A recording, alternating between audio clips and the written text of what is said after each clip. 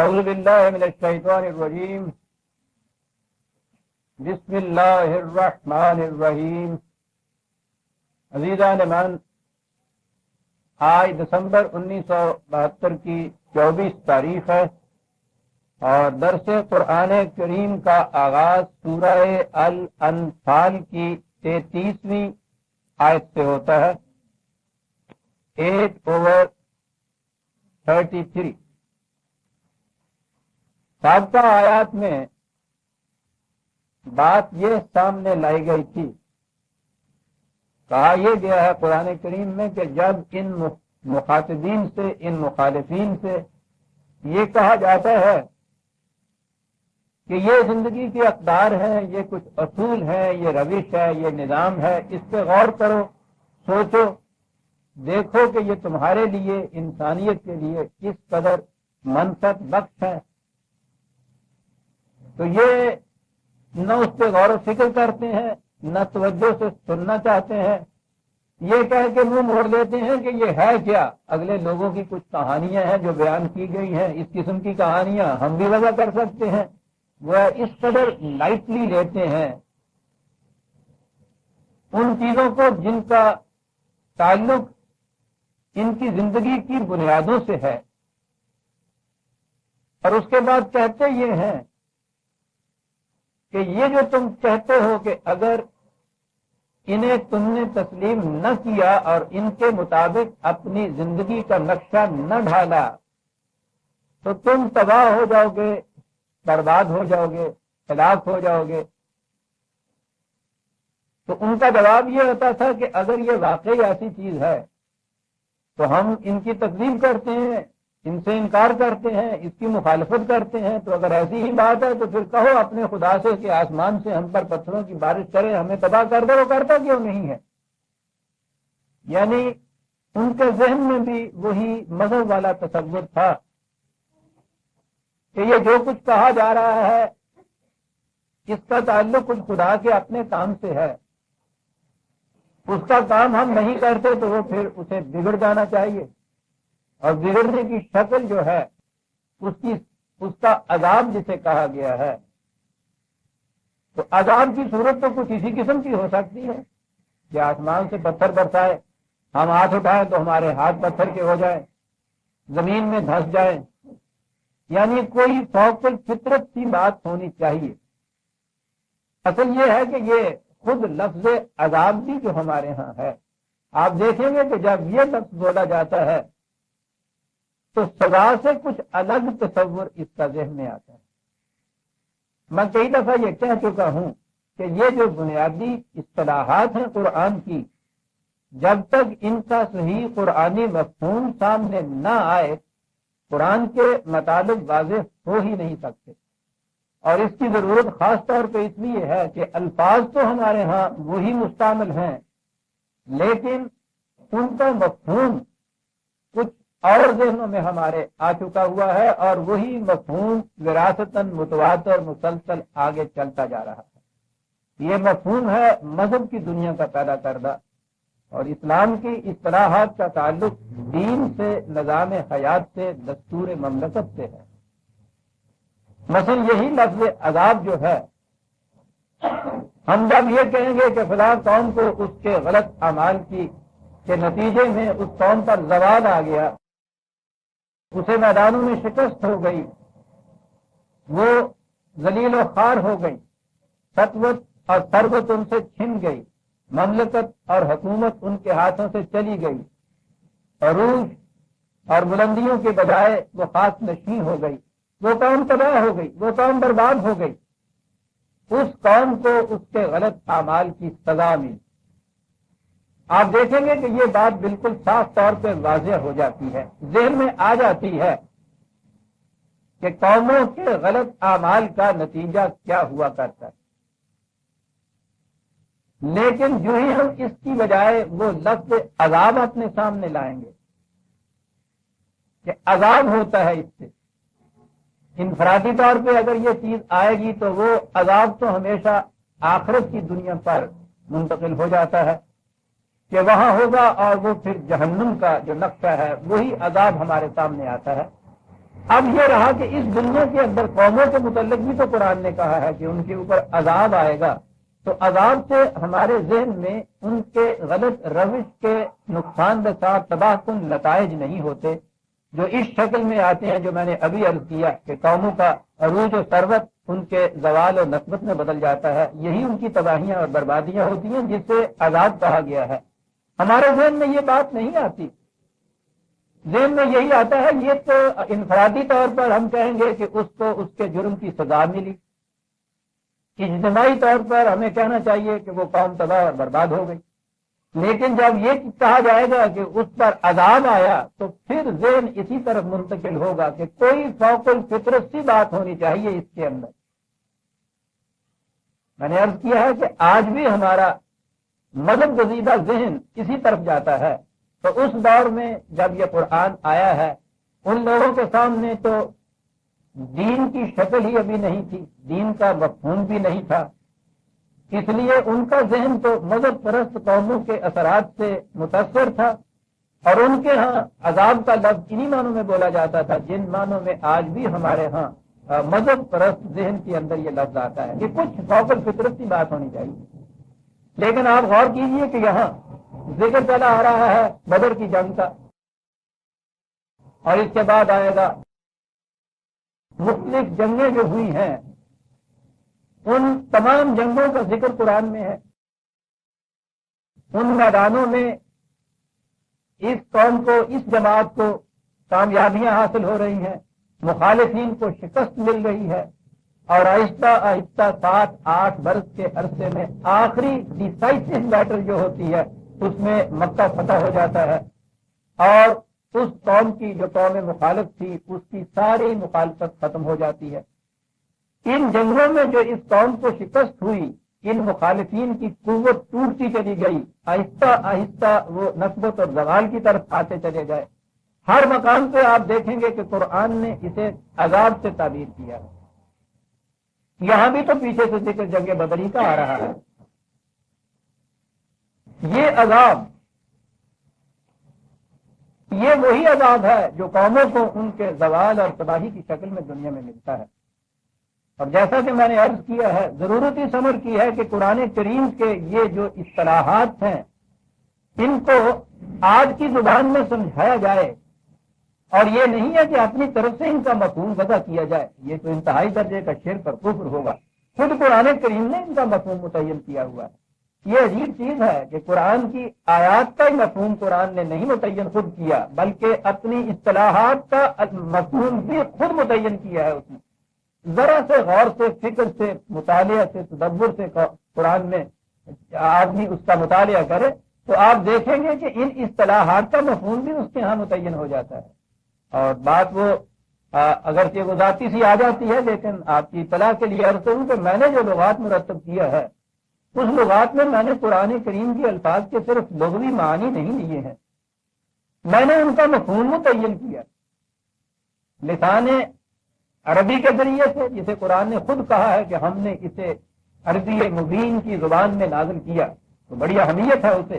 اور پھر قرآن کریم نے ہی جس طرح سے ان الفاظ اور ان اصطلاحات کا مفہوم متعین کیا ہے، میں نے اپنے لغت میں یہ چیز دی، اور یہ بڑی اہم بنیادی چیز ہے قرآن کا مفہوم سمجھنے کے لیے کہ اس کے الفاظ، مفردات اور اصطلاحات کا مفہوم متعین کیا جائے آج کی زبان میں، کہ آج وہ بات کیسے سمجھ میں آئے گی۔ جو ہی آپ عذاب کا ترجمہ عذاب کریں گے، آپ نے دیکھا کہ ذہن کدھر منتقل ہو جائے۔ اور اگر آپ میدان جنگ میں، جہاں بدر کے میدان میں قرآن یہ لفظ لایا ہے عذاب کا، یہ کہیں گے کہ بدر کے میدان میں جو اس قوم کو شکست فاش ہوئی، ذلت آمیز شکست ہوئی، اسے عذاب کہا گیا ہے، آج کی زبان میں یہ نظر آ جائے گا کسی قوم کا میدان جنگ میں اس طرح سے شکست کھا جانا عذاب ہے۔ میں عرض یہ کر رہا تھا کہ قرآن کریم جہاں ان الفاظ کو لاتا ہے، ضرورت ہے کہ اس کا صحیح مفہوم قرآن سے متعین کر کے سامنے لایا جائے، پھر ان مقامات کا صحیح مطلب واضح ہوتا ہے۔ وہ اسی پرانے تصور کے مطابق جو ان کے ہاں، عربوں کے ہاں خود بھی، اور وہ ایران کے مجوسی، یہودی، عیسائی، 3 مذہب پرست قومیں ان کے گرد و پیش تھی اور خود ان کی آبادیوں کے اندر تھی۔ ان کا دیا ہوا جو مذہب کا تصور تھا وہی تصور ان قریش کے ہاں بھی یہ پایا جاتا تھا۔ انہیں بھی یہی غلط فہمی پیدا ہوئی تھی کہ یہ بھی ایک اور مذہب ہے جس کی تبلیغ اب ہو رہی ہے، ایک نیا مذہب۔ حالانکہ یہ نہ پہلے مذہب اپنے اوریجن کے اعتبار سے مذاہب تھے، وہ بھی دین ہی تھے جب ان کے پیغمبروں نے اسے پیش کیا ہے، نہ یہ جو اب پیش کیا جا رہا تھا یہ بھی کوئی مذہب تھا، یہ بھی اب دین ہی تھا۔ وہ یہ کہتے تھے کہ اگر تم یہ کہتے ہو کہ ہم غلط روش پہ چل رہے ہیں تو پھر کیوں نہیں یہ ہوتا کہ آسمان سے اوپر فرشتے اتریں اور وہ ہاتھوں میں پتھر لیے ہوئے ہوں اور وہ ہمیں آ کے تباہ کر دیں۔ ایک چیز اس کے بعد کہی گئی، وَمَا كَانَ اللَّهُ لِيُعَذِّبَهُمْ وَأَنْتَ فِيهِمْ وَمَا كَانَ اللَّهُ مُعَذِّبَهُمْ وَهُمْ يَسْتَغْفِرُونَ۔ عام ترجمہ مفہوم تو یہ کہ یہ نہیں ہو سکتا ہے کہ خدا ان کو عذاب دے درا حالے کہ تو ان کے اندر ہے۔ یہی ترجمہ کیا جائے گا، یہی بات پیش کی جائے گی۔ اس سے ذہن اس طرف منتقل ہوا کہ انہیں اس لیے نہیں عذاب دیا جائے گا کہ تو ان کے اندر ہے، یعنی اس جب عذاب دیا جائے گا تو آسمان سے اگر وہ پتھر برسیں گے یا یہ چیز ایسی ہوگی تو اس کے اندر تو پھر سب آ جائیں گے، اور تو بھی اس شہر کے اندر ہے، اس لیے اب ہم ایسا کیسے کر سکتے ہیں کہ جب تو بھی اس کے اندر ہے تو پھر ان کو عذاب دے دیا جائے۔ آپ دیکھتے ہیں کہ ذہن کدھر منتقل ہوا، یعنی اس لیے ان کو بخشا جا رہا ہے، چھوڑا جا رہا ہے کہ ابھی تو ان کے اندر بس رہا ہے، جب تو یہاں سے نکل جائے گا تو پھر ہم انہیں تباہ کریں گے۔ اور ابھی ابھی اس سے پہلے وہ آیت آپ کے سامنے آ چکی ہوئی ہے، وَاتَّقُوا فِتْنَةً لَا تُصِيبَنَّ الَّذِينَ ظَلَمُوا مِنكُمْ خَاصَّةً، کہ اس فتنے سے ڈرو، خوف کھاؤ، احتیاط برتو کہ جب وہ آیا کرتا ہے تو صرف ظالمین تک ہی محدود نہیں رہا کرتا، وہ سارے معاشرے کو اپنی لپیٹ میں لے لیا کرتا ہے۔ یہاں تو خود قرآن نے یہ بتا دیا ہے کہ سوال ہی نہیں ہے کہ انہیں ان میں سے نکال لیا جائے اور اس کے بعد وہ پھر فتنہ آئے۔ وہ کہتے ہیں وہ تو فتنہ آیا کرتا ہے جبکہ یہ ساری مخلوق آبادی ہوتی ہے، اس میں وہ لوگ جو انفرادی طور پر نیک بھی ہوتے ہیں وہ بھی اس کی لپیٹ میں آ جایا کرتے ہیں، اس لیے احتیاط برتو کہ اس قسم کی کیفیت نہ پیدا ہونے جائے۔ لہٰذا یہ آیت اگر یہ لیا جائے کہ اس لیے ان کے اوپر یہ عذاب نہیں آتا تھا کہ اس میں ابھی رسول اللہ یا جماعت مومنین موجود تھی، تو یہ تو اس آیت کے خلاف بات جاتی ہے۔ بات یہ نہیں، اگلی ہی آیت نے بات صاف کر دی، وَمَا كَانَ اللَّهُ مُعَذِّبَهُمْ وَهُمْ يَسْتَغْفِرُونَ۔ بڑی اہم چیز ہے یہ۔ پہلے تو آپ یہ دیکھیے کہ جن برگزیدہ ہستیوں کو منصب رسالت کے لیے منتخب کیا جاتا تھا ان کی ذمہ داریاں کتنی شدید، ان کے ذمے جو فرائض عائد کیے جاتے تھے، جو کام عائد کیا جاتا تھا، جو پروگرام ان کو دیا جاتا تھا، وہ کس قدر استحاں شکن، خارا شگاف، مصیبتوں اور تکالیف سے بھرا ہوا۔ حضور اسی قریش کے بلند ترین معزز ترین خانوادہ کے فرد تھے۔ اس دعوت سے پہلے کی زندگی، اپنی زندگی یہ تھی کہ ساری قوم انہیں الامین کہتی، سب سے بڑا بھروسہ آپ کے اوپر کیا جاتا، ممتاز ترین فرد تھے اس دور میں، پورے حجاز میں یوں کہیے، کتنی عزت کے مالک، اتنا بلند مقام تھا اپنوں کی نگاہوں میں، اپنی قوم کی نگاہ میں۔ یوں ہی آپ نے یہ آواز بلند کی، ساری قوم دشمن ہو گئی، اور 13 سال اسی مکے کی زندگی میں جس کے اندر آپ اتنی ممتاز حیثیت رکھتے تھے، اس سے پیشتر ان کی نگاہوں میں ساری زندگی مصائب و تکالیف اور صعوبات سے بھری ہوئی، ہر قسم کے الزامات، مفتریات آپ کے خلاف، کہیں پاگل کہا، معاذ اللہ پاگل کہا جا رہا ہے، کہیں ساحر، کہیں مجنون، پتھر مارے جا رہے ہیں، گھر سے نکالا جا رہا ہے۔ سوچیے تو صحیح عام الفاظ میں کہ کیا پایا آپ نے اس آواز کو بلند کر، کتنا بڑا منصب ہے یہ۔ لیکن اس کے بعد آپ دیکھتے ہیں کہ کیفیت وہاں کیا ہوتی ہے۔ لیکن بات یہی ہے کہ وہ تو ایسا ہی تھا کہ خدا چنتا ہی اس منصب کے لیے اسے تھا کہ جو ان تمام چیزوں کو اس طرح سے برداشت کرے اور اپنے فریضے کی ادائیگی میں مسلسل متواتر آگے بڑھتا چلا جائے۔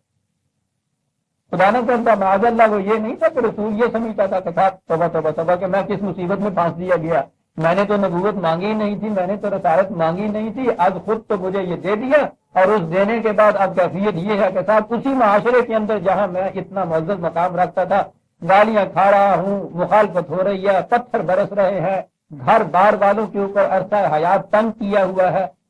سوال یہ نہیں تھا، یہ کچھ بات ہی عجیب ہوتی ہے، وہ تو اندر سے پھر یہ چیز ابھرتی ہے اور انسان اس کو اپنی زندگی کا جز سمجھ کے کرتا چلا جاتا ہے۔ یہ چیز جو تھی کہ اس آواز کو آپ نے پہنچانا تھا، بلغ ما انزل الیک، جو کچھ تمہیں دیا جا رہا ہے اس کو پہنچاؤ، اور صرف پہنچانا ہی نہیں ہے، پھر اس کے مطابق ایک جماعت کی تشکیل ہے، پھر اس کے بعد ایک معاشرے کو متشکل کرنا ہے، پھر ایک مملکت کا قیام ہے۔ یہ سارا فریضہ عائد ہو جاتا ہے، عائد ہو گیا اس وحی کے ملنے سے۔ اب اس قوم کے اندر آپ بیٹھے ہیں، پہنچائے جا رہے ہیں ان حقائق کو، ان اقدار کو، اور ہر روز نئی تکلیف اور نئی مصیبت کا سامنا ہوتا چلا جا رہا۔ ایک دن آخر میں تو ہجرت کی تھی، سوال یہ ہے کہ یہ پہلے ہی وہاں سے چھوڑ کے کیوں نہ چلے گئے؟ اگر ایسی صورت پیدا ہو جاتی ہے، اگر ایسا یہ صورت اختیار کر لیتے تو وہ جو فریضہ عائد ہوتا تھا، جو کچھ نازل کیا جاتا ہے تیرے اوپر اسے پہنچا، اس یہ فریضے کی عدم ادائیگی ہو جاتی، جا ہی نہیں سکتے تھے۔ آپ دیکھیے نا اس چیز، دستے تہ سنگ آمدہ پیمانے وفا ہے، مارے کھا رہے ہیں، گالیاں کھا رہے ہیں، تکالیف برداشت کر رہے ہیں، یہ ہے امکان میں کہ اس جگہ کو چھوڑ دیں، چھوڑ نہیں سکتے، اس لیے کہ فریضہ یہ ہے کہ سب سے پہلے اس قوم تک اپنی آواز پہنچا۔ دوسری جگہ کہا ہے تاکہ کوئی نفس اس لیے کہ اس تک یہ بات پہنچی نہیں تھی وہ تباہ نہ ہو جائے، یعنی ان کو بچانا اس کا ذمہ ہے۔ کنہیں بچانا؟ کہ جو روز پتھر مار رہے ہیں، جو روز گالیاں دے رہے ہیں۔ پھر پہنچانا میکینیکلی نہیں ہے، قرآن کہتا ہے کہ ہم تو یہ دیکھ رہے ہیں تو اپنی جان بھلا لے گا اس غم میں کہ یہ لوگ کیوں نہیں سیدھے راستے پہ آتے، جان بھلا لے گا۔ فریضے کی ادائیگی جیسا میں نے ابھی عرض کیا ہے، جسے کہتے ہیں ڈیوٹی باؤنڈ، وہ بھی بات نہیں ہے، جان بھلا رہا ہے۔ یہ تو قرآن کہہ رہا ہے کہ پہنچائے چلے جائے تاکہ کوئی نفس اس لیے کہ اس تک یہ بات پہنچی نہیں کہیں تباہ نہ ہو جائے، تیرے ذمہ یہ فریضہ ہے کہ پہنچا دے ان ایک ایک تک۔ تو میں نے کہا ہے نا کہ مسلسل تکالیف برداشت ہو رہی ہیں، صعوبات صحیح جا رہی ہے ان کی طرف سے، جن کے بچانے کے لیے یہ اپنی جان بھلا رہا ہے، ان کی طرف سے یہ کچھ ہو رہا ہے۔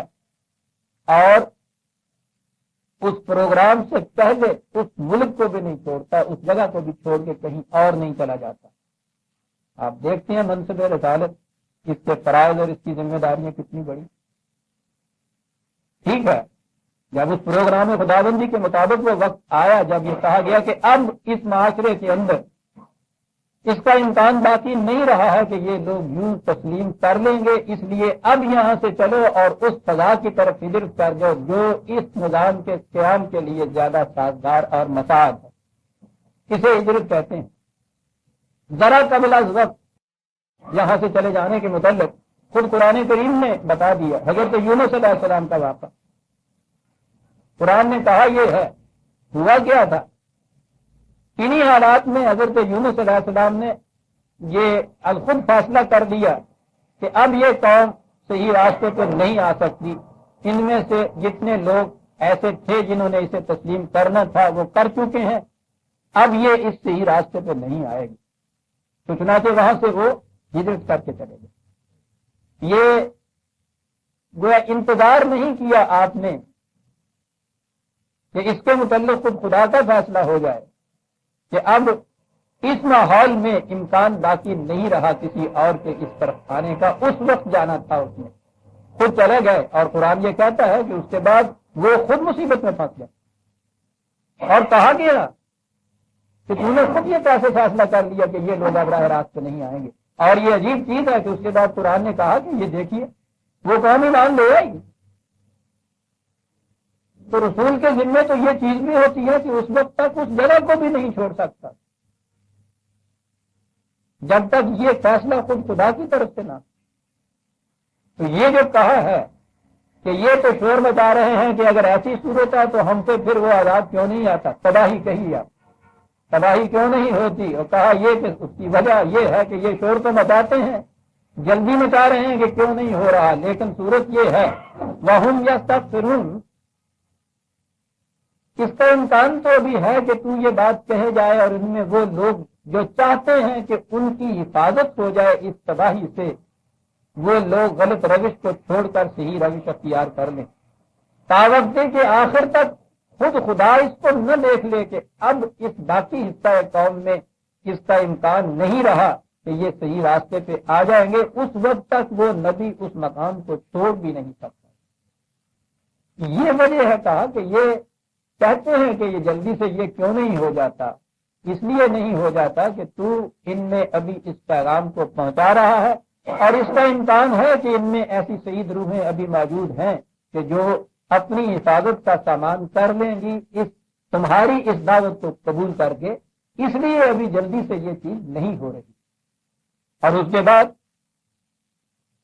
جب یہ دیکھ لیا گیا کہ اب یہاں اس کا امکان نہیں ہے باقی، تو پھر یہاں سے ہجرت ہوئی، پھر آپ مدینہ تشریف لے گئے، اور وہاں جانے کے بعد پھر یہ پہلی جنگ ہوئی ہے جسے جنگ بدر کے نام سے، اور جو شروع سے جس کا تذکرہ چلا آ رہا ہے، یہ ہے نا عذاب کی پہلی شکل جو سامنے آئی۔ بدر کے میدان میں اس قریش کو اتنی ذلتوں میں شکست ہوئی تھی،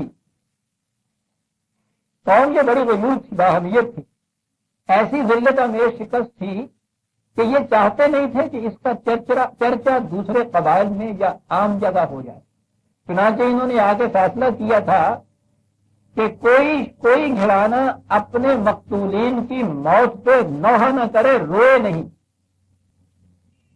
یعنی یہ جو غم تھا اس چیز کا کہ اتنے وہاں میدان جنگ میں ان کے لوگ مارے گئے، کہا یہ گیا آ کر کے ان کے اوپر کوئی نوحہ نہ کرے، کوئی روئے نہیں، کوئی آواز اونچی نہ نکلے کسی کی، تاکہ ایک تو یہ کہ ہم پتہ نہ چلے، اور پھر یہ بھی محسوس نہ ہو دوسروں کو کہ ہمیں اس قدر صدمہ ہے اس شکست کا اور اپنے مقتولین کا کہ ہم ان پہ نوحہ کرتے ہیں، محسوس ایسا ہو کہ گویا ہمارا کچھ بگڑا ہی نہیں ہے۔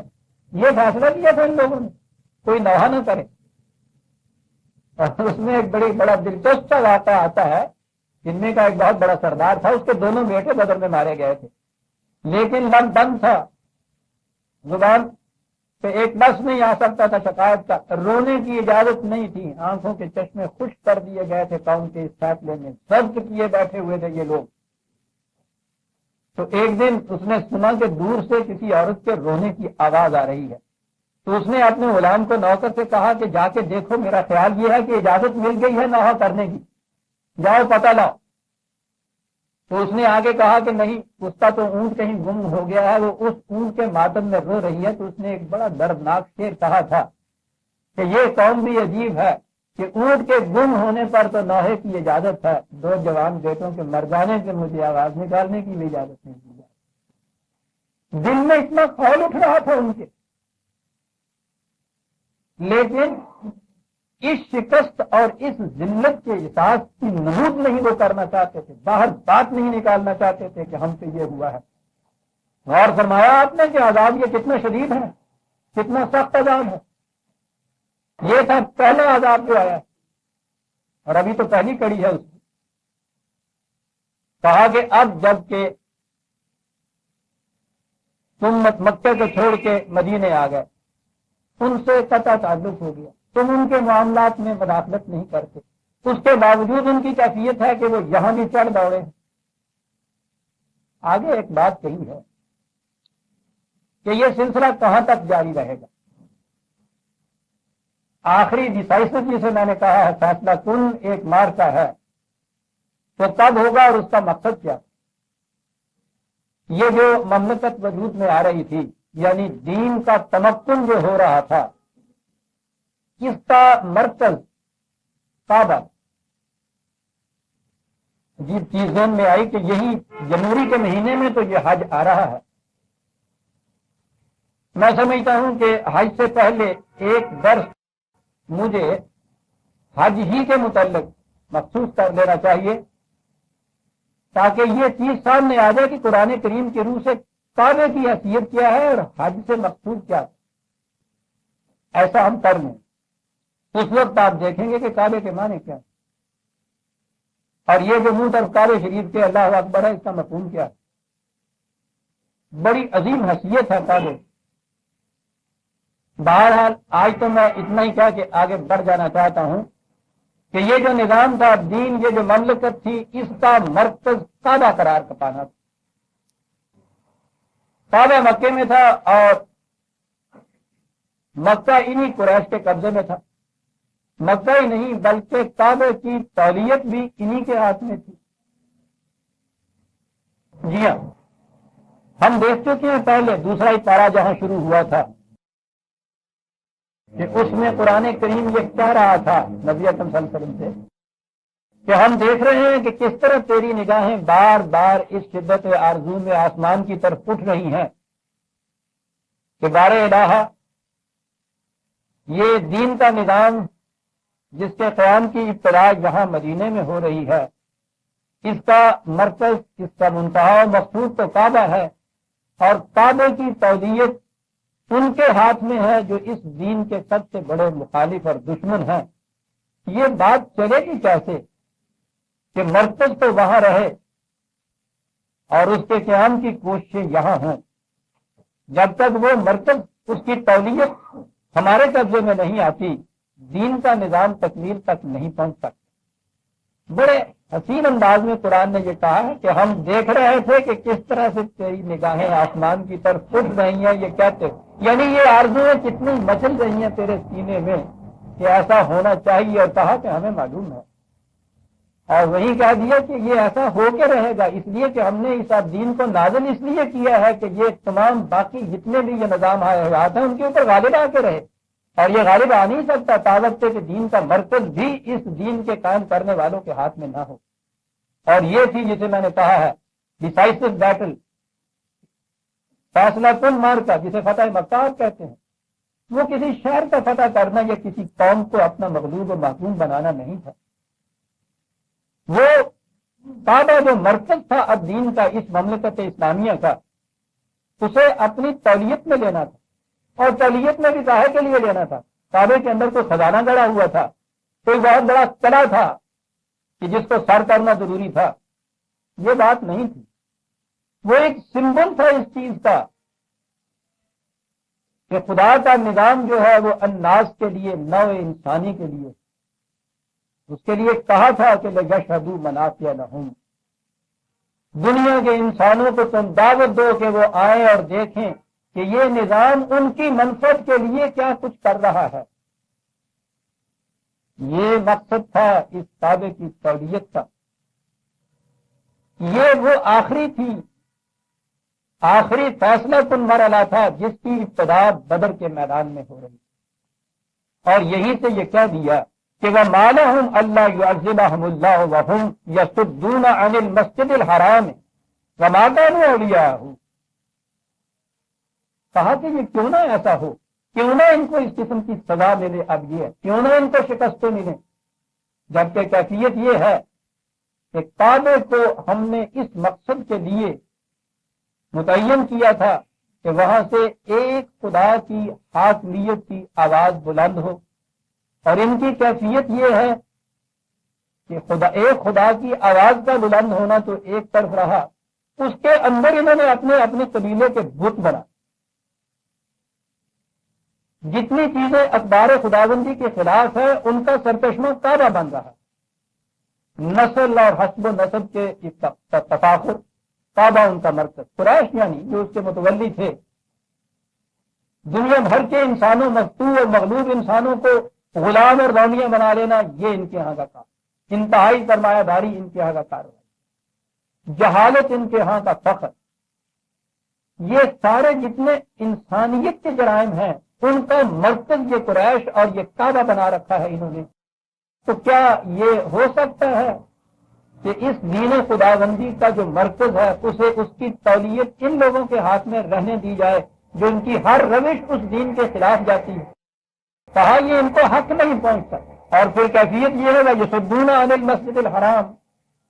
اب یہاں یہ ہے کہ کعبہ تک پہنچنے سے کعبے کے راستے میں یہ رکاوٹ بنے ہوئے ہیں یہ لفظ. یہ تو بات نہیں تھی کہ وہ کعبے تک لوگوں کو پہنچنے نہیں دیتے تھے. یہ تو اسلام سے بہت پہلے صدیوں سے کرم سے کعبہ جو تھا لوگوں کی جمع ہونے کی جگہ موجود تھی. وہاں بہت بڑا اجتماع ہوتا تھا. یہ جو حج ہے یہ تو ان کے ہاں کا ایک سالانہ اجتماع تھا, بہت عظیم اجتماع. اور جسے آج عمرہ کہتے ہیں نا آپ, یہ سال میں چھوٹی چھوٹی کانفرنسیں ہوا کرتی. میں بتاؤں گا کہ ہے ہی بات ہی. ایک تو ایک اینول کانفرنس ہے, اور ایک جب بھی ضرورت پڑے کسی طرح سے قوم کے نمائندوں کو اکٹھا ہونے کی, یہ وہ ہے جسے آپ عمرہ کہتے ہیں. تو ان کے ہاں یہ ہوتا حج اصغر اور حج اکبر اجتماعات, سارے عرب کے اجتماعات یہی ہوا کرتے تھے. اب بھی وہ لوگوں کو بلاتے تھے, اب بھی حج ہوتا تھا. ان دنوں بھی جب یہ مدینے میں تشریف لے گئے ہیں تو مکے میں اسی طرح سے حج ہوتا تھا. یہ جو چیز کہی ہے کہ یہ اس کے راستے میں رکاوٹ بن رہے ہیں, تو یہ رکاوٹ کیا تھی؟ یعنی جس مقصد کے لیے کعبہ وجود میں آیا تھا اس مقصد کے حصول کے راستے میں رکاوٹ بن رہے ہیں.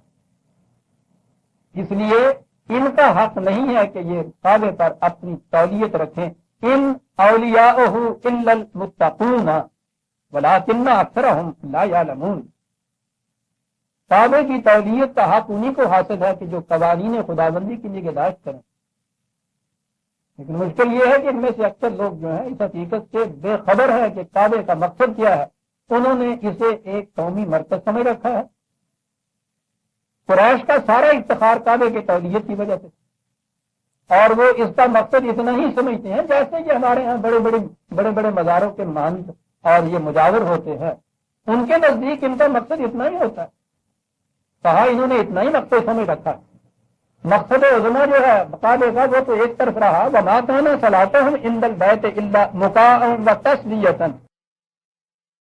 کہا ان کی کیفیت یہ ہے کہ نام تو انہوں نے صلاۃ ہی رکھا ہے اس کا, لیکن اس صلاۃ کے جو ظواہر ہیں ان کی بھی یہ کیفیت ہے کہ یہاں آ کے یہ بے معنی الفاظ زبان سے نکالتے ہیں, بے مطلب حرکتیں کرتے ہیں.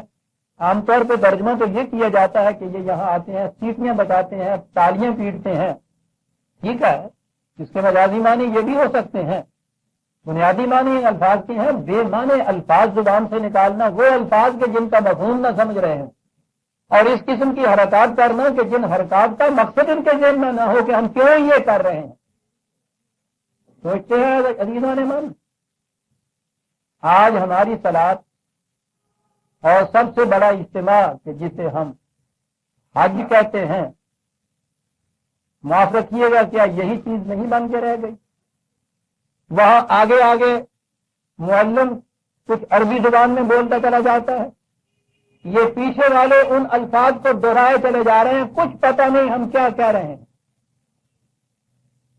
وہ کچھ کہہ رہا ہے کہ یہاں بھاگو, یہاں گھومو, یہ بھی وہاں بھاگتے ہیں, یہاں گھومتے ہیں. حرکات کچھ ہو رہی ہیں, کیوں ایسا ہوتا ہے کسی کو کچھ معلوم نہیں. دو لفظ ان سے کہہ دیے گئے کہ یہ مناسک حج ہیں, یعنی ایسا کرنا ہوتا ہے. ایسا کیوں کرنا ہوتا ہے کسی کو علم نہیں. یہ تو جب وہ 3 شیطانوں کو وہاں کینکر مارتے ہیں, پہلے تو اچھا تھا کہ یہ باتیں باہر نہیں آتی تھی, وہاں جو تھے وہی دیکھتے تھے. آپ نے فلموں میں دیکھا ہوگا جو وہاں اکثر وہاں سے آتے ہیں, پتھر مار رہے ہوتے ہیں, ہنس رہے ہیں, مذاق کر رہے ہیں, اور وہ جیسے موچی دروازے کے باہر یہ آج کل پتھراؤ ہو رہا ہے, اور میں نے دیکھا جوتا اتار کے اس کو بات تیری پتہ نہیں. اس کے بعد مجھے بتایا آدمی نے گاڑیاں بھی اتنی بڑی رہتی ہیں کہ پوچھو نہیں. معاف رکھیے گا, سوال یہ ہے, قرآن نے کہا تھا کہ ان کی کیفیت یہ ہوگی کہ کچھ حرکتیں کرتے ہیں جن کا کچھ مفہوم ان کے ذہن میں نہیں.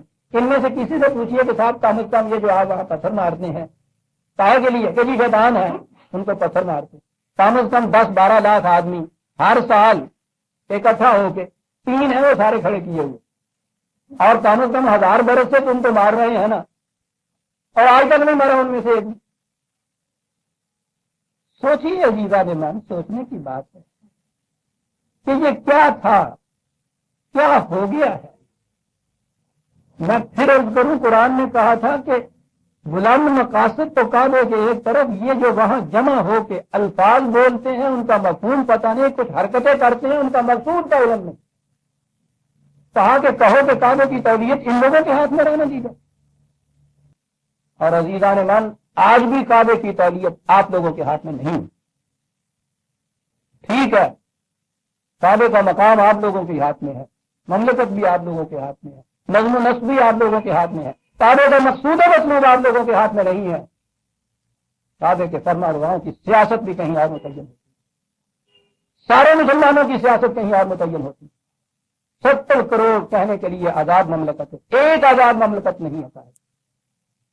اس لیے کہ قرآن کریم نے آزاد اور محکوم مملکت، مسلمانوں کی مملکت کے متعلق ایک ہی معیار مقرر کیا تھا، فَمَن لَّمْ يَحْكُم بِمَا أَنزَلَ اللَّهُ فَأُولَٰئِكَ هُمُ الْكَافِرُونَ.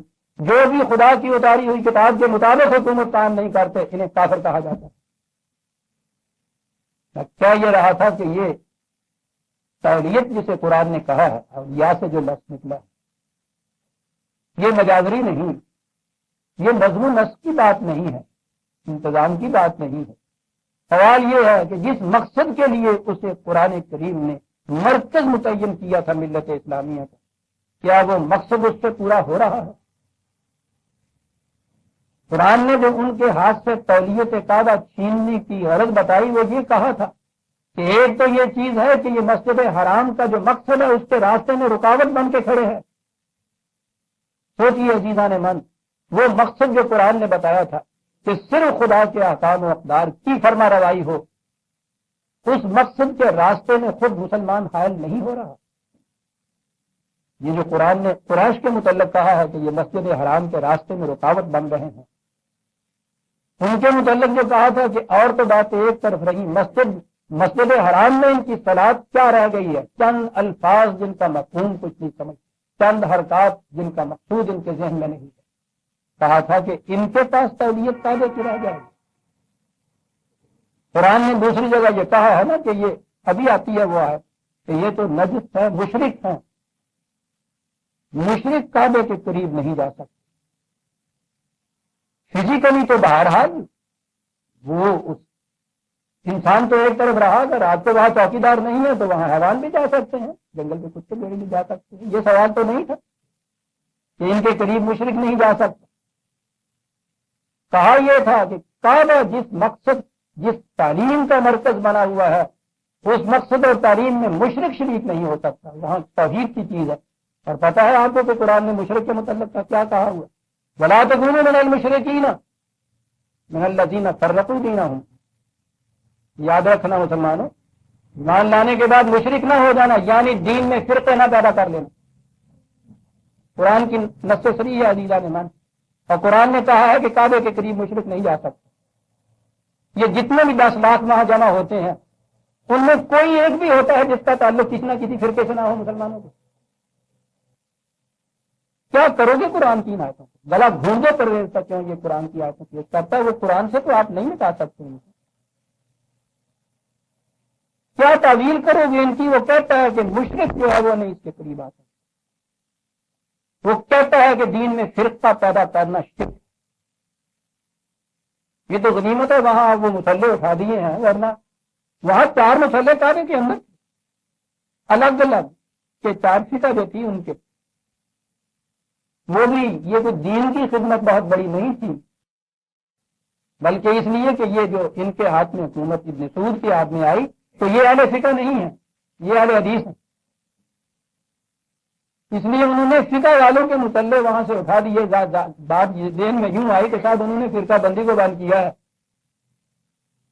لیکن وہاں جتنا بھی مسلمان جاتا ہے ساری دنیا کا، کوئی بھی مسلمان ایسا ہے کہ جو یہ کہے کہ میرا تعلق کسی فرقے سے نہیں، جو ایسا آج کہتا ہے اس کے خلاف کفر کے فتوے لگ جاتے ہیں.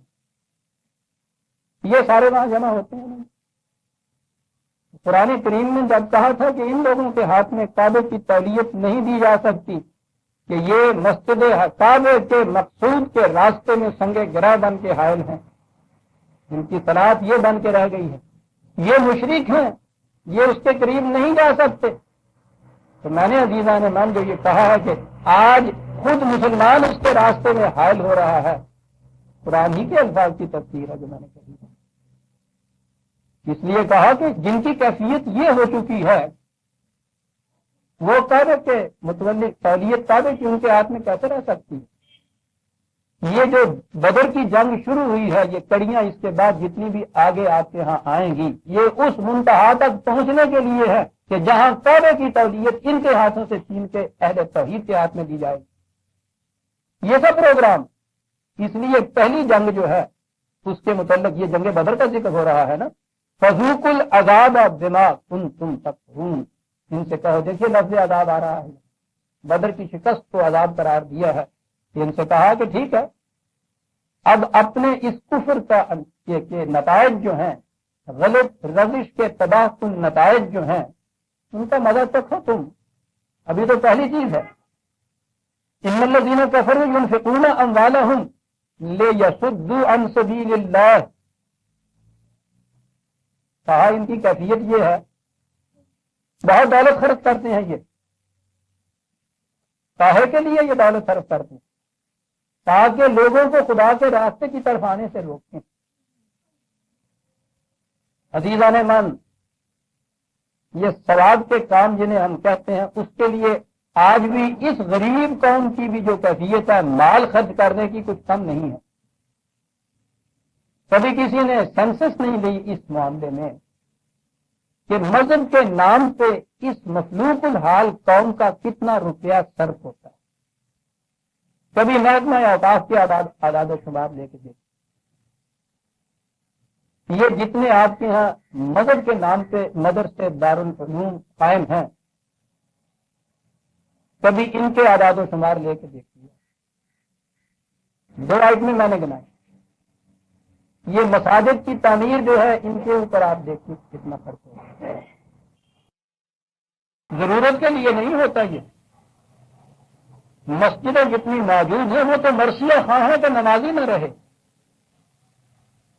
یہ جو ہر سال دارالعلوم سے فارغ التحصیل ہو کر نکلتے ہیں، ان کے لیے ویکینسیاں کریٹ کی جاتی ہیں، پوسٹیں کریٹ کی جاتی ہیں، وہ تو مسجد میں ہی جائے گا کسی، اور ہر مسجد میں پہلے بیٹھا ہوا ایک آدمی، وہاں تو ویکینسی ہو نہیں سکتی، 2 امام وہاں نہیں جا سکتے، کہاں جائیں گے یہ جو ہر سال نکلیں گے؟ کم از کم 10,000 کے قریب ہر سال نکلتا مغربی پاکستان میں۔ ایک حج کی تقریب کے اوپر جتنا خرچ آپ کا ہوتا ہے اسے گنیے۔ کہا گیا ہے کہ 28 کروڑ روپے کا زر مبادلہ اس سال خرچ ہوا ہے۔ زر مبادلہ کی پائی کو آپ ترس رہے ہیں۔ ایک یہ قربانی کی عید جو آ رہی ہے، اس ایک عید کی قربانیوں کے اوپر آپ دیکھیے گا کتنا خرچ ہوتا ہے۔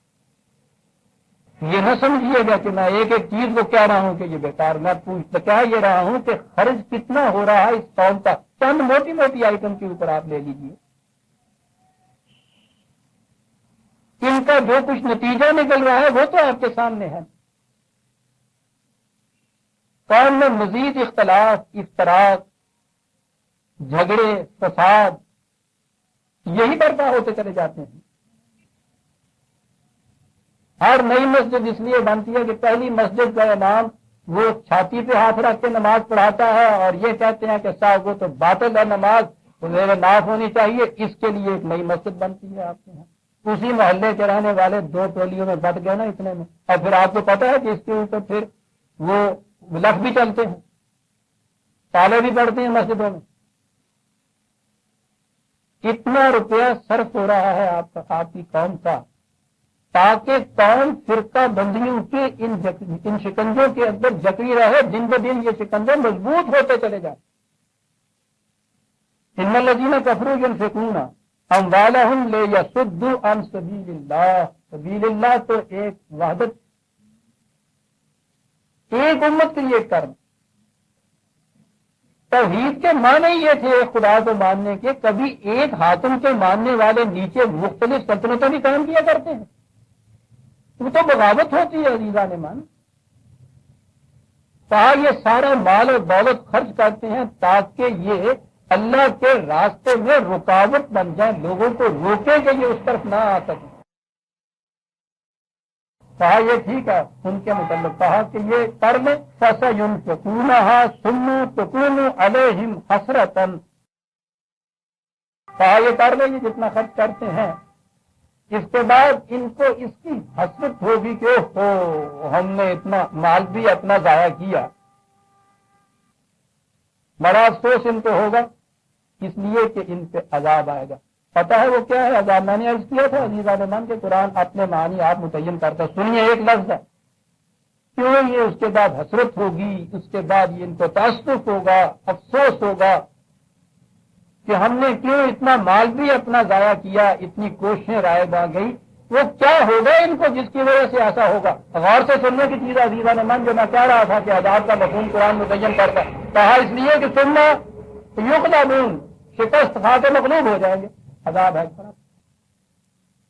یہ ہے وہ عذاب جو کہا گیا تھا، اور یہ قوم کا مغلوب و مفتوح و محکوم ہو جانا میدان جنگ میں نہیں ہوا کرتا، بساط سیاست پہ ہوا کرتا ہے۔ اور آج کی دنیا میں تو جتنی مفتوحیت اور مغلوبیت سیاست کے میدانوں میں ہوتی ہے، اتنی جنگ کے میدان میں ہوتی ہے۔ جنگ کے میدان تو قریب برسوں میں ایک دفعہ آیا کرتے ہیں، یہاں تو ایک ایک سانس میں اس بساط سیاست پہ جو مہرہ بازیاں ہوتی ہیں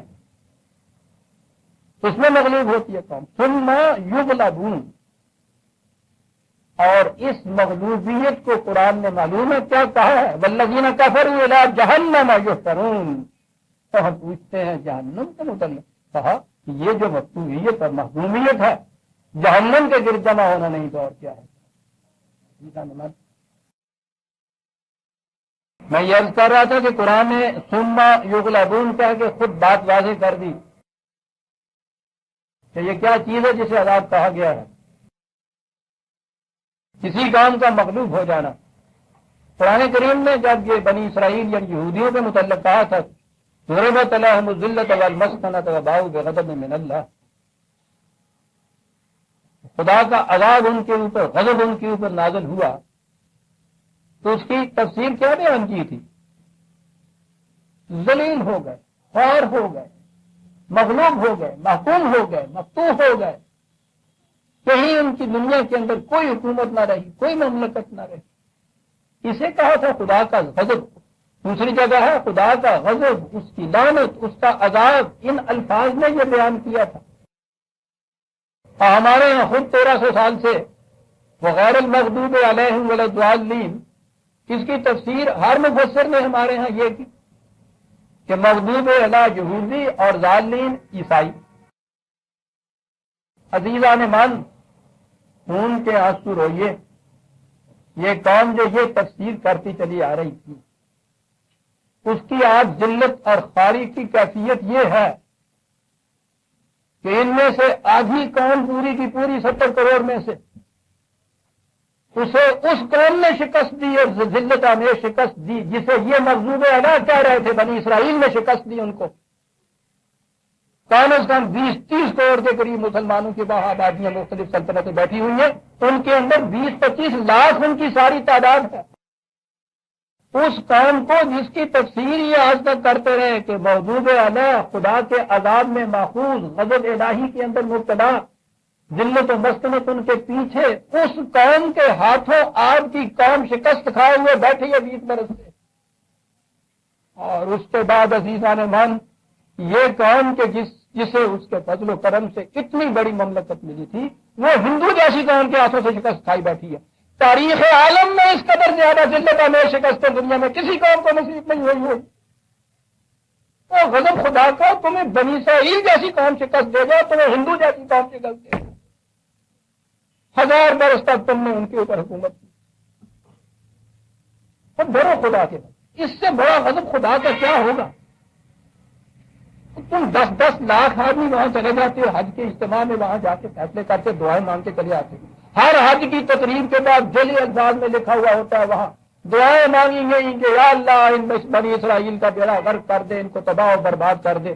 میں نے کئی دفعہ یہ چیز کہی کہ وہ 10 لاکھ وہاں دعا مانگنے کے بعد اگر ادھر کا رخ کرنے کی بجائے پاس ہی تو ہے وہ بنی اسرائیل، ادھر کا رخ کر دیں، ان کو وہ جھلک دیکھ کے بھاگ جائیں اپنی سلطنت چھوڑ کے۔ تو اللہ کا غضب، 10 لاکھ انسان اگر ایک طرف چل پڑے، نہتا چل پڑے وہاں، ہر سال دعا مانگ کے چلے آتے. کہتے ہیں جبل رحمت پہ دعا کی ہے، وہاں کی ہر دعا مقبول ہو جاتی ہے. یہ مقبول ہو رہی ہیں دعائیں، وہ ہر سال اور آگے بڑھتے چلے جائیں.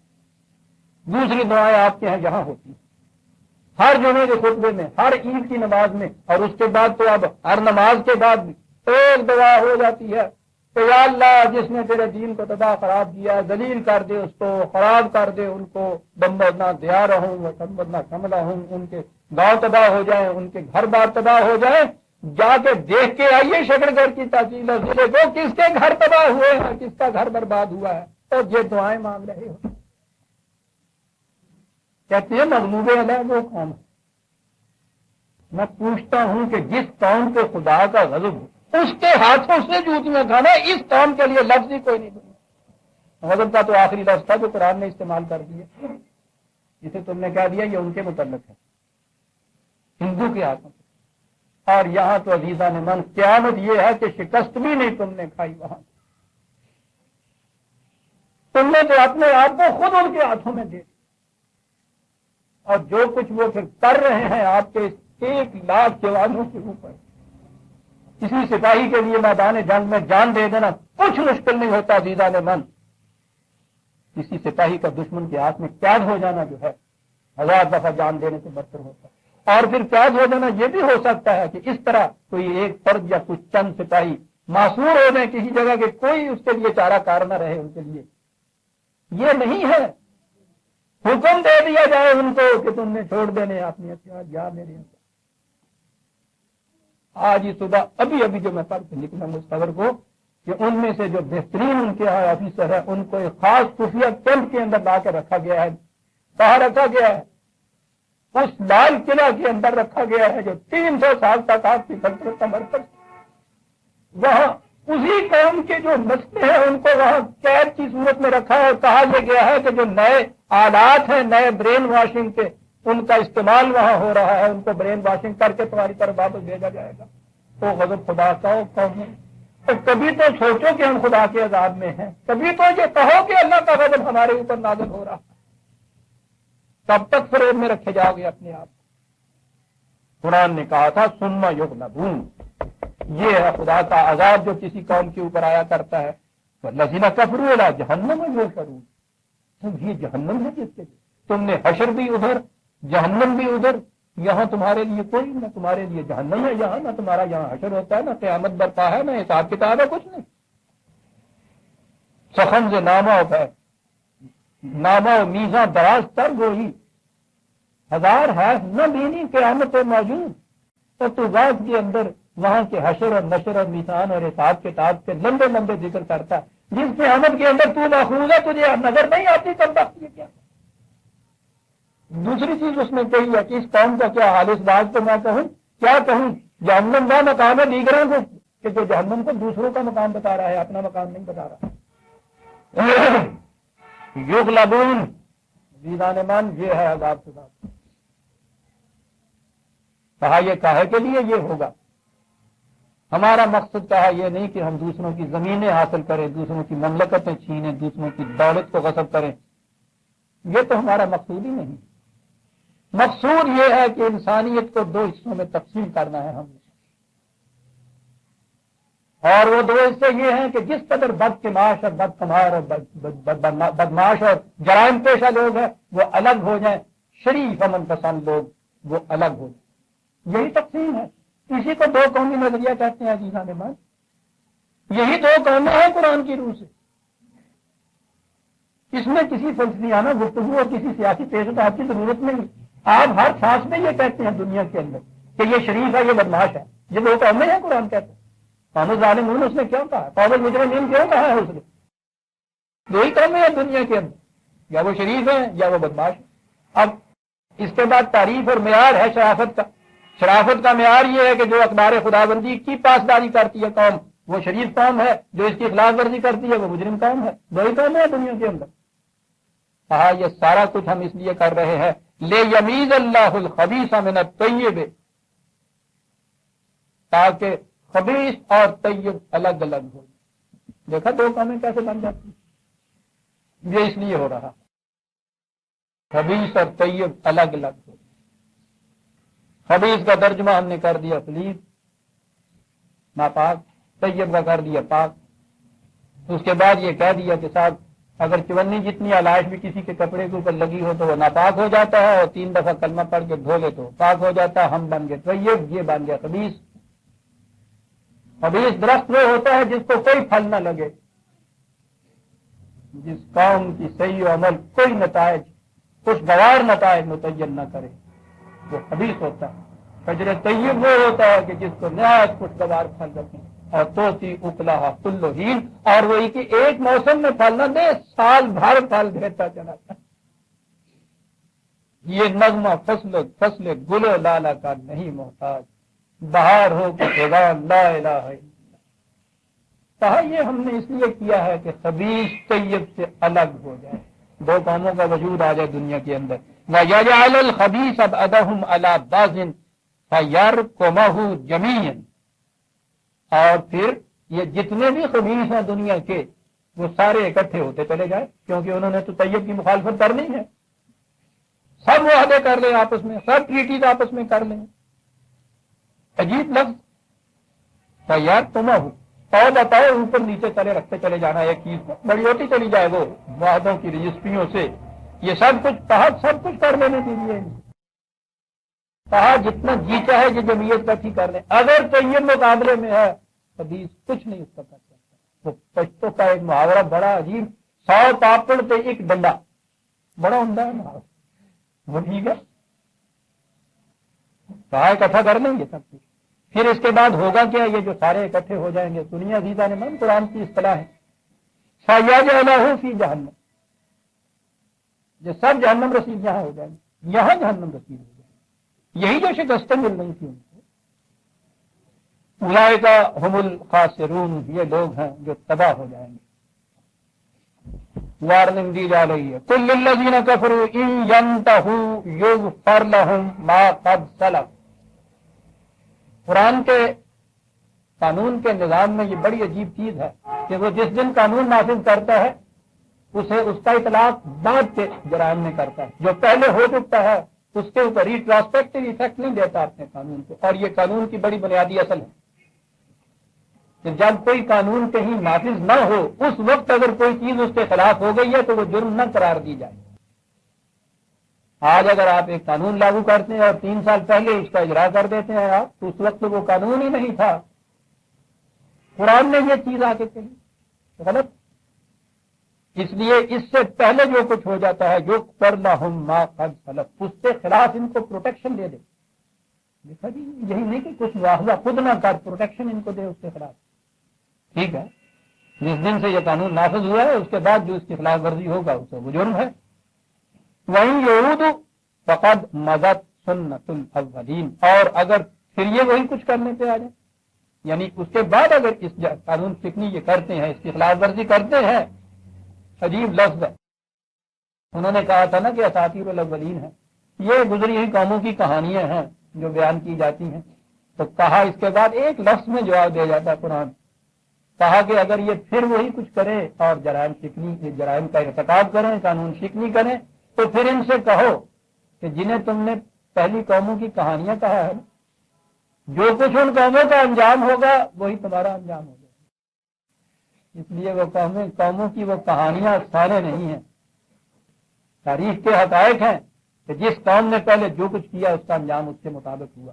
تم جو کچھ کہو گے کرو گے اس کا انجام اس کے مطابق ہوگا. تو پھر تم سنت الاولین کا انتظار کرو، وہی کچھ تمہارے ساتھ ہو. کہا یہ وارننگ دے دیجئے، اس کے بعد بھی اگر یہ پھر اس سے باز نہیں آتے، چڑھ دوڑتے ہیں، یہاں بھی نہیں تمہیں جینے دیتے. وَقَاتِلُوهُمْ حَتَّى لَا تَكُونَ فِتْنَةٌ وَيَكُونَ الدِّينُ كُلُّهُ لِلَّهِ. پہلے بھی یہ آیت آ چکی ہے، اب پھر دوبارہ یہ آ رہی ہے کہ پھر ان کے ساتھ جنگ کرو. قاتلو ہے یعنی یہ چیز نہیں ہے کہ تم قتل کرو جا کے، بلکہ یہ ہے کہ قتل کے لیے آئے تو ان کے خلاف پھر تم بھی جنگ کرو. یہ جنگ کاہے کے لیے کرو؟ فتنہ باقی نہ رہے. یہ فتنہ کیا ہے؟ میں نے اس وقت تفصیل سے بتایا تھا. قرآن کریم نے جب پہلے جنگ کی اجازت دی ہے پہلی آیت سورہ حج کی آیت، اذن للذین یقاتلون بانہم ظلموا 22/39، اجازت دی جاتی ہے ان لوگوں کو کہ جن کو اب یہاں بھی جینے نہیں دیتے، چڑھ دوڑے ہیں ان کے خلاف، اجازت دی جاتی ہے کہ ہاں اب تم جنگ کرو۔ کہا کہ کیوں اب ایسی صورت ہوئی؟ 300 کی تعداد، ساری کائنات اتنی، 1000 کا وہ لشکر ہے، بظاہر نظر آتا ہے کہ یہ تو ایک ہی مارکے میں ختم ہو جائیں گے، انہیں اب یہ کیوں نہیں کہا جاتا کہ بابا ان کی معصومیت اختیار کر لو، سرنڈر کر دو پہلے ہی، کیا لینا ہے جھگڑا کر کے؟ سوال کیا ہے؟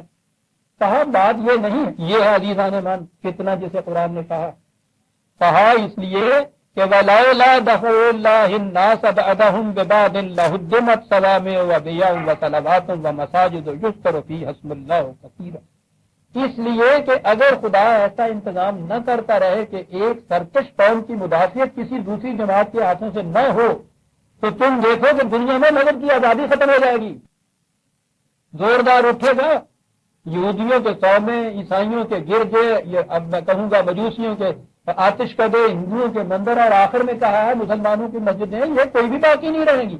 جس کے ہاتھ میں طاقت آ جائے گی دوسرے کی نیند کو ڈھا دے گا، دوسرے کی طرف سے جاؤ کو ختم کر دے گا۔ اس کے لیے ضروری ہے کہ کوئی قوم ایسی رہے دنیا میں کہ جو مذہب کی آزادی کو قائم رکھے۔ اس لیے ان سے کہا گیا ہے کہ جاؤ اٹھو میدان جنگ میں اپنی جان دے دو تاکہ دنیا میں مختلف قائم رہے، گرجے قائم رہے، یہودیوں کے سامنے قائم رہے۔ کہا جاتا ہے یہ قوم تھی جس نے بزور شمشیر اسلام پھیلایا تھا، یہ قوم جس کو پہلی اجازت اس لیے دی جا رہی، مسجد کا ذکر آخر میں آیا ہے، لا تکون فتنہ تم، تاکہ فتنہ دنیا میں نہ رہے، اور اگلا ہی کہ یکون الدین کلہ للہ۔ اب یہاں اس کا ترجمہ ان لوگوں سے سنیں، وہ کہتے ہیں کہ تاکہ اسلام جو ہے بس سب کا مذہب اسلام ہو جائے۔ وہ تو یہ بتا رہا تھا یہ سب کا مذہب اسلام کرنے کے لیے اگر یہ کچھ تھا تو وہ جو ہے پھر مندر اور گرجے اور صومعے اور یہودیوں کی خانقاہیں اور یہ سارا کچھ تو ان کی حفاظت ان کا ذمہ قرار دے رہا ہے۔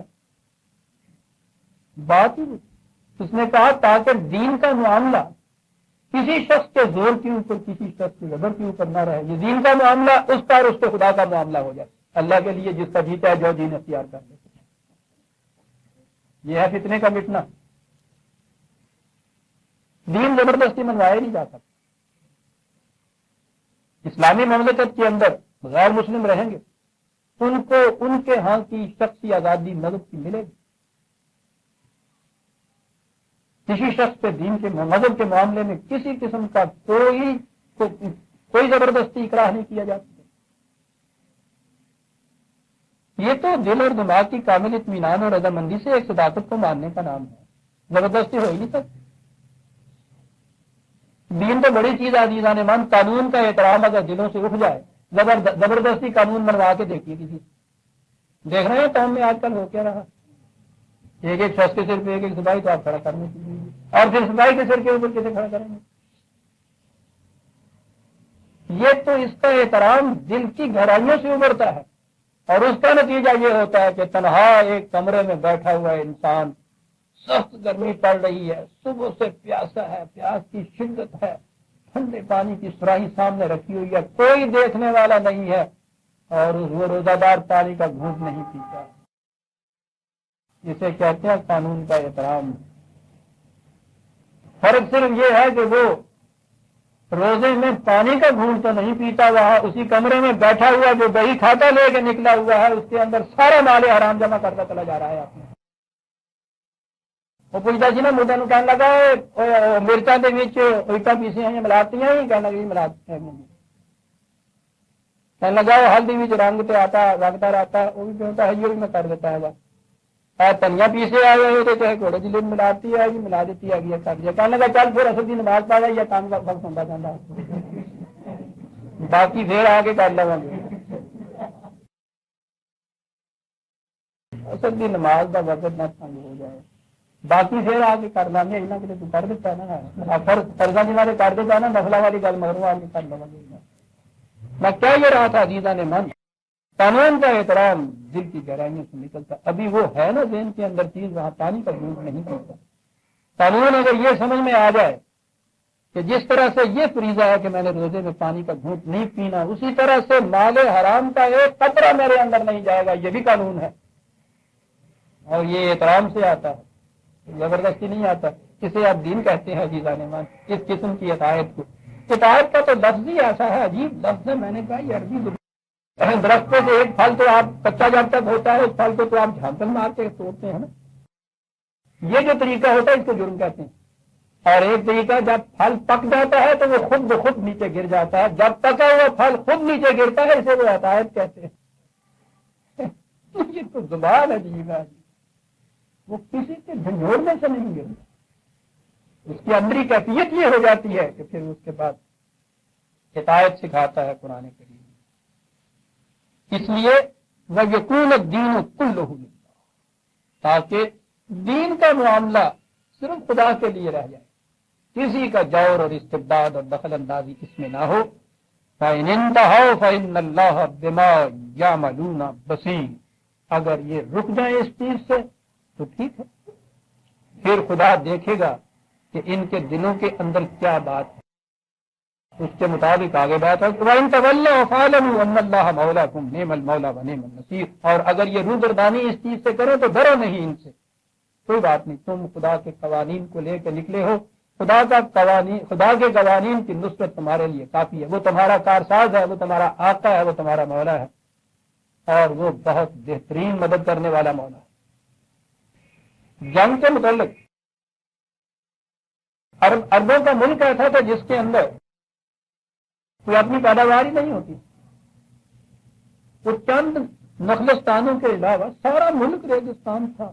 2-4-10 شہر زیادہ سے زیادہ پورے ملک کے اندر سے, پہلے کچھ نہیں ہوتا تھا. لوٹ مار پر گزارا تھا.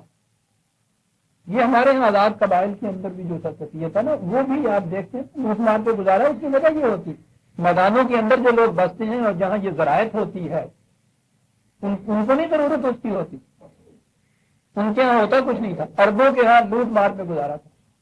پھر لوٹتے کیا تھے, بینک تو وہاں ہوتے نہیں تھے, نہ 22 خاندان وہاں ہوتے تھے. یعنی جن لوگوں کے یہاں مال کے معنی ہی مویشی یا پانی تھا, دو چیزوں کے لیے وہ مال کا لفظ استعمال کرتے. اب مال و دولت تو بعد میں عام چیز آئی ہے ہمارے پاس. اب مال تو ہوں بھی پنجابی کی کہتے ہیں اگین مویشی کو تو ڈنگر جڑا ہوگا نا, ان مال کہتے ہیں اگین پنجابی. انہوں نے بھی مال ہوتا ہے, بکریاں اونٹ. یہ آپس میں وہ لڑائی ایک دوسرے کے خلاف جو کرتے تھے محض ان کی بکریاں اونٹ لوٹنے کے لیے کرتے تھے. بکریوں کو غنم کہتے ہیں عربی میں, یہیں سے لفظ غنیمت ہے نا. یہ مال غنیمت جسے آپ کہتے ہیں, کبھی ذہن میں آیا کہ اس کے مال ہی بکریاں, اور وہ لوٹتے کیا تھے. دیکھیے لفظ جو ہے یہ گردش کرتا کرتا کہاں آتا ہے. پھر بکریوں انہوں نے لوٹی تو وہ مال غنیمت ہوا, جس کا لوٹا اس سے غنیم کہا. غنیم کے معنی دشمن ہو جاتا ہے آپ کے. پھر وہ ہمارے ہاں یہی لفظ نستعلیق کی طور پر لکھنؤ میں آیا تو جناب غنیمت ہے جو آپ نے دے دیا. لو عدالت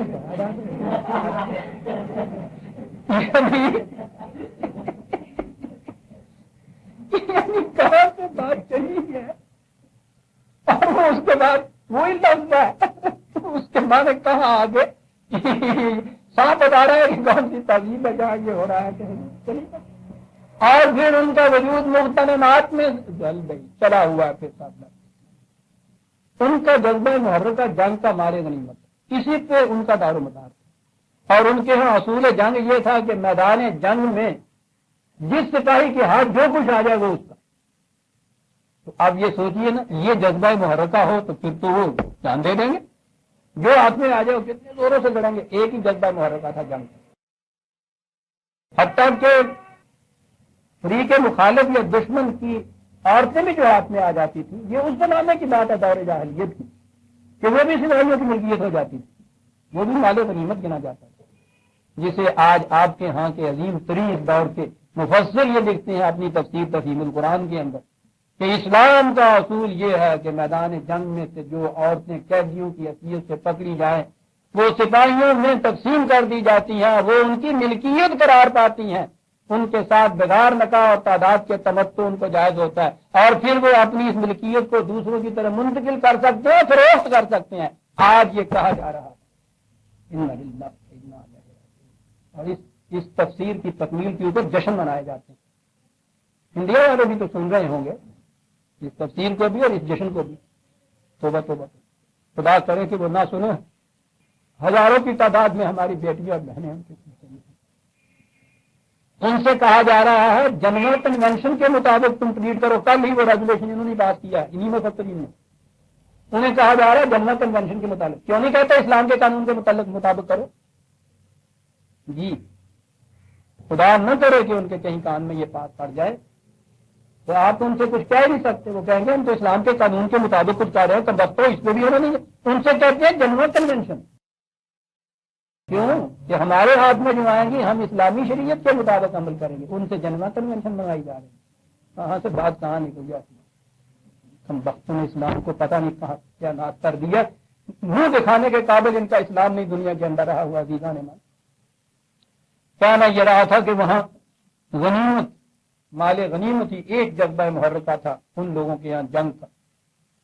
قرآن آیا اور اس نے آ کے کہا کہ جنگ تو صرف حق اور صداقت کی مدافعت کے لیے لڑی جا رہی ہے، جنگ صرف مظلوم کی مظلومیت کے لیے لڑی جاتی ہے، ظالم کا ہاتھ ظلم سے روکنے کے لیے لڑی جاتی ہے۔ اس لیے بنیادی جذبہ محرکہ عزیزان من، میں حیران ہوں کہ کتنی بڑی نفسیاتی تبدیلی پیدا کی قرآن نے انہی عربوں میں۔ یعنی وہ کوئی اگلی جنریشن نہیں تھی کہ وہ پہلی جنریشن ختم ہو گئی، اگلی جنریشن کو یہ کچھ پڑھایا لکھایا، وہی لوگ تھے یہ۔ ان سے یہ کہا کہ وَاعْلَمُوا، جنگ کے لیے جا رہے ہو، سن رکھو، أَنَّمَا غَنِمْتُم مِّن شَيْءٍ فَأَنَّ لِلَّهِ خُمُسُهُ وَلِلرَّسُولِ وَلِذِي الْقُرْبَىٰ وَالْيَتَامَىٰ وَالْمَسَاكِينِ وَابْنِ السَّبِيلِ، جا رہے ہو جو کچھ میدان جنگ میں ہاتھ میں آئے گا کسی فرد کی، کسی سپاہی کی ذاتی ملکیت قرار نہیں پائے گا۔ آئے گا مرکز میں 5واں حصہ اس کا مملکت کے نظم و نسق کے لیے، تو دیکھا اللہ اور رسول کے لیے جسے کہا گیا۔ میں نے کہا تھا نا کہ قرآن میں جہاں جہاں یہ ٹرم کٹھی آتی ہے اس کے معنی نظام اسلامی ہوتا ہے۔ 5واں حصہ اس کا اس میں سے، اور باقی جو رہ گیا 4واں حصہ وہ بھی سپاہیوں کے اندر نہیں لڑ رہا۔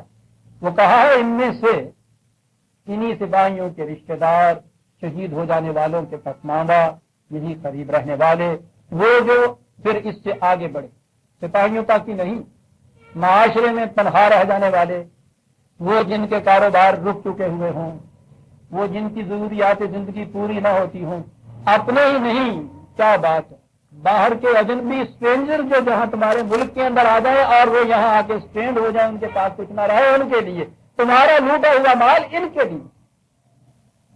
ایک ہی جذبہ محرکہ عزیزان من جنگ تھا اور وہ نکال دیا درمیان۔ اور اس کے بعد جو انہوں نے پھر جنگیں لڑی ہیں، بظاہر ایسا نظر آ رہا ہوگا نا کہ پھر اس کے بعد تو بگاڑ ڈالتے ہوں گے بیچارے کے ساتھ ملنا ہی کچھ نہیں۔ اور آپ کو یہ معلوم ہے کہ یہ اسٹینڈنگ آرمی نہیں تھی اس زمانے میں ہماری، یعنی یہ مملکت کی پیٹ نہیں تھی کوئی آرمی کہ بہرحال ہمیں تو تنخواہیں ملتی ہیں نا، مال غنیمت ہم کیوں آج یہ ہو سکتا ہے کہ ان کو تو باقاعدہ تنخواہیں ملتی ہیں، تنخواہیں بھی نہیں ملتی تھی، یعنی اسٹینڈنگ آرمی کوئی نہیں تھی، آواز دی جاتی تھی اور رضاکارانہ طور پہ آرمی بنتی تھی اس زمانے میں ابھی، کیونکہ اس زمانے میں تو ہر مسلمان سپاہی ہوتا تھا نا۔